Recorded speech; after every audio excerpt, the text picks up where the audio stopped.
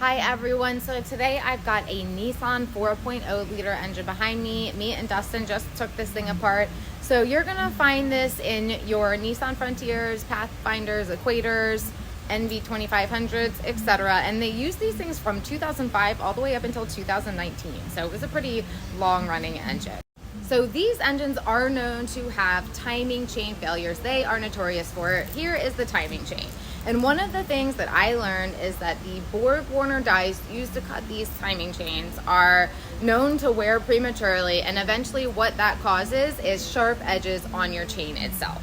So we all know that your guides and your tensioners are almost always made out of plastic. So when those sharp edges rub against the plastic, we're gonna start to see wear. Now, this one is what it should look like pretty much. And as you can see, this one is completely worn down. You can see that metal through the middle. That is definitely not good.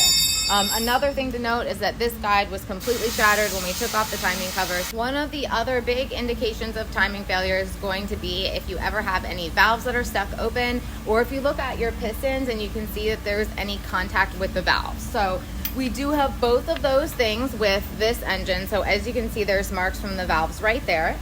And I'm gonna show you a close-up. Here's the cylinder head. So as you can see, there's a little space in there where you can kind of see the other side. And basically, what that tells you is that there was enough contact with the piston where that valve eventually got stuck open.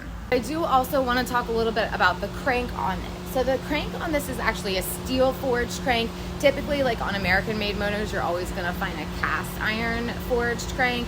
And another thing that makes this a little bit interesting is that the oiling holes in the crank are actually drilled out all the way through. So the hole goes all the way through the crank, as opposed to a typical engine where you're only going to find the hole on one side. And so basically they started to do this because they thought that it might help promote proper oiling and better for performance and gas mileage and all of those things. And eventually what they realized is that the cost to do that was way more than the results were worth. So it didn't help enough to the point where that was actually worth it to do, which is why that type of design is not really used anywhere else.